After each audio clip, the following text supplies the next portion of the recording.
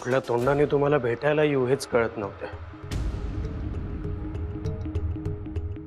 आपली बाजू इतकी भक्कम असून सुद्धा आपल्याला जामीन मिळाला नाही। आय मीन मी मिळवून देऊ शकलो नाही। त्याकरता तुमची माफी मागतो बळवंतराव। माफी कसले मागताय? बसा या।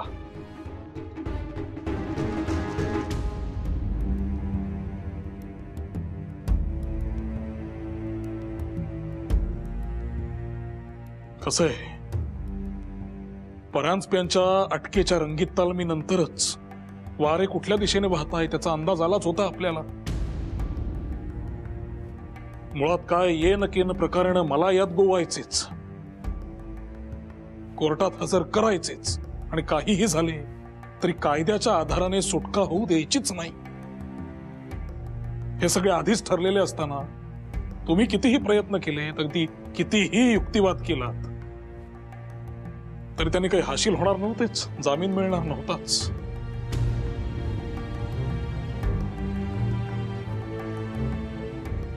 तुम्ही याचे शल्य बाळगू नका। ऐका, असे जरी असले तरी ब्रिटिश कायदा पाळणारे आणि कायद्याचा आदर करणारे आपण जर आपला युक्तिवाद जोमाने मांडला, साक्षीदार उभे केले, सरकारचं जे काही म्हणणं आहे ते खोडून काढलं, तर आपण अजूनही जिंकू शकतो। म्हणजे मी ते करू शकतो असं मला वाटतं। बळवंतराव, तुम्ही विश्वास बाळगा। हा, आजचा दिवस आपला नव्हता, पण उद्या आपण जेव्हा परत कोर्टात उभे होऊ तेव्हा जिंकायच्या तयारीनेच। हा, बस तुम्ही इतक्यात माघार घेऊ नका, बस इतकंच सांगायचंय मला। माघार घेण्याचा प्रश्नच येत नाही। मुळातच ही लढाई जिंकण्याच्या उद्देशाने सुरू केलेली आहे, त्यामुळे हार मानायची नाही। जिंकणे हा एकमेव पर्याय आहे। तुम्ही काय, मी काय, किंवा संबंध हिंदुस्थान जिंकणारच। वा, तुमच्याकडनं याच उत्तराची अपेक्षा होती बळवंतराव। तुमच्या या आशावादाने मला एक वेगळंच बळ आलंय। आता तुम्ही बघाच, उद्या कोर्टात साक्षीदाराला आणि वकिलाला त्यांच्याच शब्दात अडकवून आपल्याला हवे त्या बाजूने वक्तव्य कसं वदवून घेतो ते बघाच तुम्ही।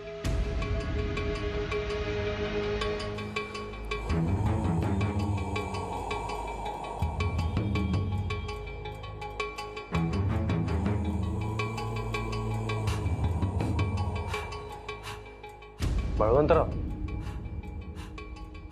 तुम्हाला जर माझ्यावर विश्वास नसेल तर तुम्ही दुसऱ्या वकिलाचा विचार नक्कीच करू शकता। त्यात माझी काहीच हरकत नाही, कारण तुम्ही तुरुंगात न जाणे हे माझ्याकरता सर्वात जास्त महत्वाचं आहे। बाकी खटला कोणी का लढे ना, इन्शाअल्लाह जीत आपलीच होणार आहे।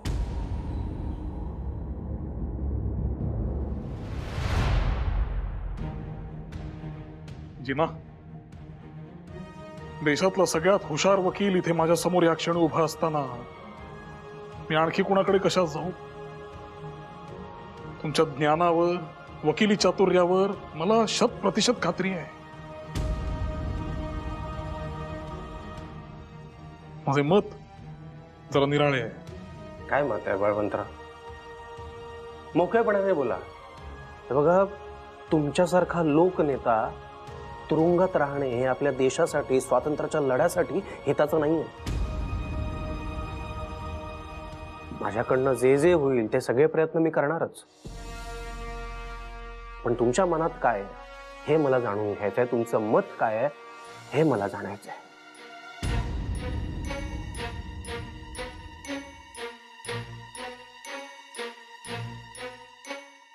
केवळ वकिली डावपेचांवर माझी सुटका होता कामा नये। म्हणजे कहना क्या चाहते हो आप? हे प्रकरण आता पुढच्या थराला गेलेलं आहे। जनता सुजाण झाली आहे। या खटल्याची राजकीय बाजू त्यांच्यासमोर स्पष्ट व्हावी असे वाटते मला। हरकत नाही, म्हणजे ही संधी हातनं जाऊ न देता लोकांमध्ये जो असंतोष पेटलाय तो विधायक मार्गाला योग्य दिशेला घेऊन जाण्याची हीच वेळ आहे असं म्हणायचंय का तुम्हाला? अगदी बरोबर.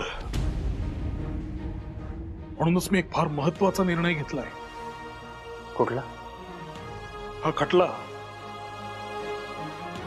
मी स्वतःच लढेन. पण का? बळवंतराव, तुम्ही जर फीमुळे बोलत असाल तर मी रिक्वेस्ट जिना, खटला कोणीही लढवला तरी निकाल जो लागायचा तोच लागणार असेल तर मग मीच खटला का लढू नये? मीच जरा खटला चालवला तर किमान मला सरकारी पक्षाकडून जे वधवून घ्यायचंय ते तरी घेता येईल. लक्षात घ्या, रँड प्रकरणाच्या वेळेस संपूर्ण हिंदुस्थान माझ्यासाठी एकजूट झाला होता, तरी ठपका लागायचा तो लागलाच, शिक्षा व्हायची ती झालीच. पहिल्या राजद्रोहाच्या खटल्याच्या वेळेस जनतेने माझ्यासाठी निधी गोळा केला होता. ऋण आहे माझ्यावर जनतेचे आणि ते आजन्म राहतील तसेच. त्या खटल्यांच्या वेळी माझे वय तरुण होते. आता जनतेकडून निधी उभा करणे उचित वाटत नाही, शक्यही नाही. बरं, आता माझ्या वयाला उतरती कळा लागली आहे, दिसू लागले मला. निसर्ग नियमानुसार हा परतीचा पश्चिमेकडचा प्रवास सुरू झाला. बळवंतराव, ही निर्वानिर्वीची भाषा का करताय तुम्ही आता? अहो, यावेळेला तुमच्यासारख्या नेत्याची देशाला नितांत गरज आहे. ते काही नाही, तुमचा खटला मी लढणार. जिना, निर्वानिर्वीची भाषा नव्हे, तुम्ही देखील लक्षात घ्या. मला अडकवण्यासाठी केलेली ही सगळी जय्यत तयारी मला कळूच नाही. इतके काही कच्चे खेळाडू नाही आपण, सगळं समजतंय. आणि निकाल ठरवून मग जर खटला लढला जाणार असेल तर होऊन जाऊ द्या. हे या संकटालाही सामोरे जाऊ.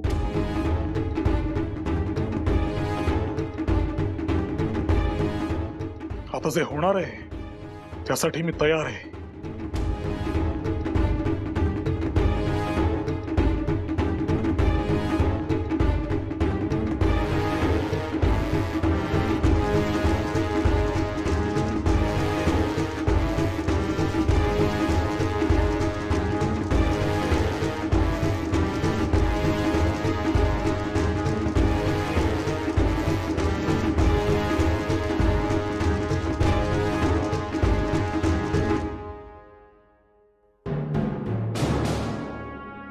मुझे मैसेज मिला, इतना अर्जेंट क्यों बुलाया है?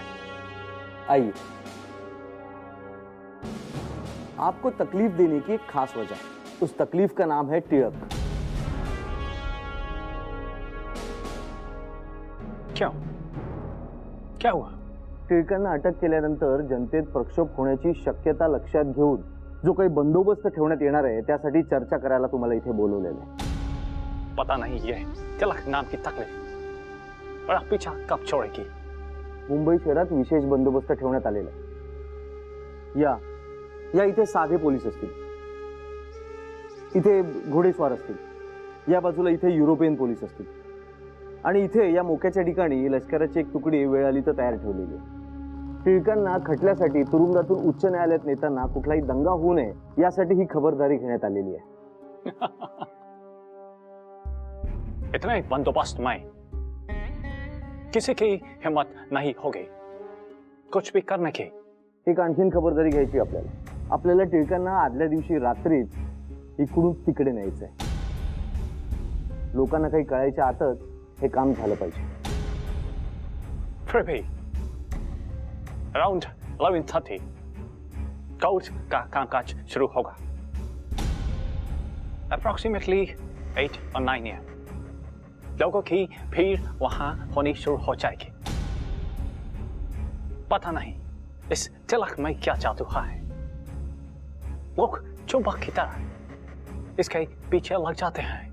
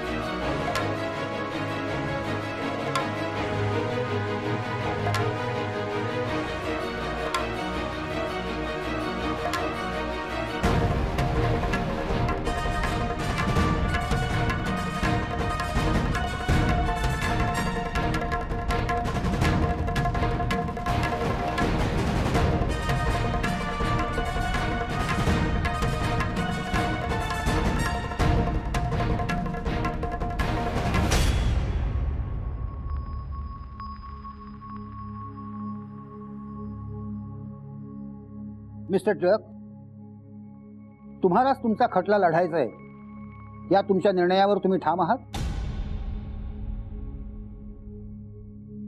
होय.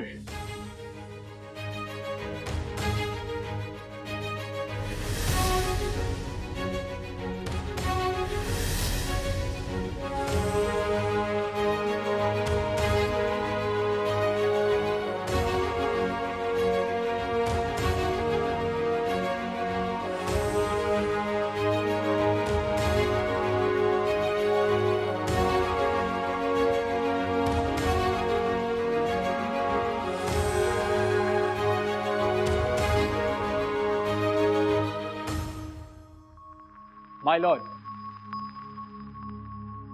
Mr. Tilak has been charged for sedition, article published in Kesari dated 12th May under section 124A and editorial published on 9th June titled Hey Upay Tikhudnavet under section 124A and 153A.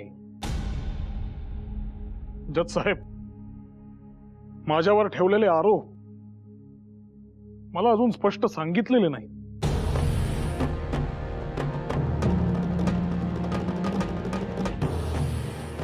नेमकी कोणत्या शब्दांबद्दल, कोणत्या वाक्यांबद्दल हरकत आहे हे मला स्पष्ट केलेले नाही. ते मला जर समजले तर मी अधिक सुलभ मुद्दे मांडू शकीन. देशाचे दुर्दैव and Hey Upay Tikhudnavet. देशाचे दुर्दैव आणि हे उपाय टिकाऊ नाहीत. ठीक आहे जज साहेब, या सगळ्या आरोपांबाबत मी निर्दोष आहे.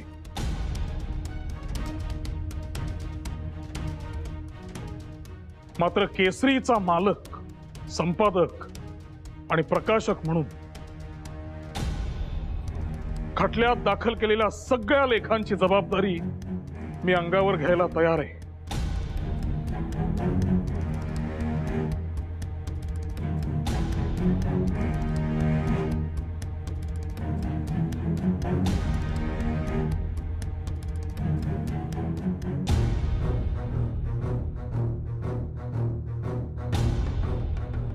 सारे घर का एक एक कमरा, एक एक अलमारी छान मारो. कुछ भी छूटना नहीं चाहिए. Just go and search everywhere.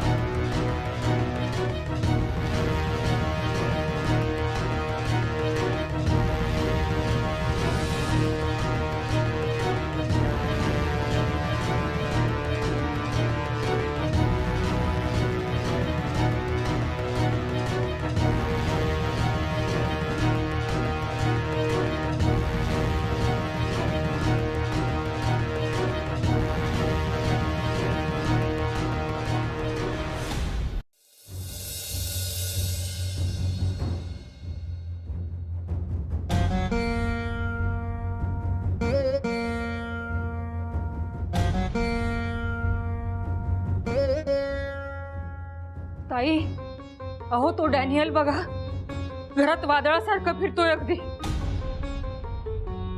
पुस्तकं, सामान सुमान सगळं विखरून पडलंय. हो, उच्छाद मांडलाय त्याने. बर, मग घरात एवढं सगळं घडतंय आणि तुम्ही अशा शांत कशा? मग मी काय करावं अशी अपेक्षा आहे तुमची? ते झडती घ्यायला आलेत, त्यांना झडती घेऊ दे. या घरात त्यांना सापडेल असं स्फोटक दुसरं काही नाही. जे होतं ते यांचं विचार करणारं डोकं, ते तर त्यांना कधी ताब्यात घेता यायचं नाही. मग मी कशासाठी हताश होऊ?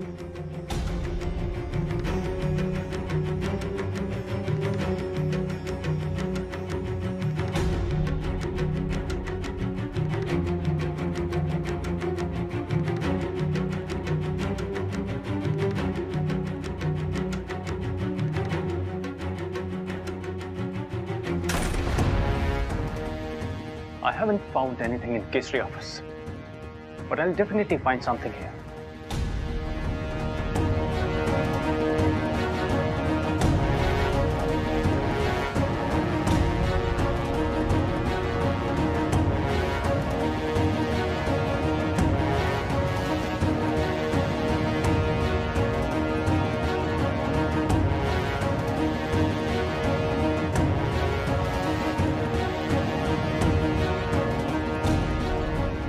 काय हो,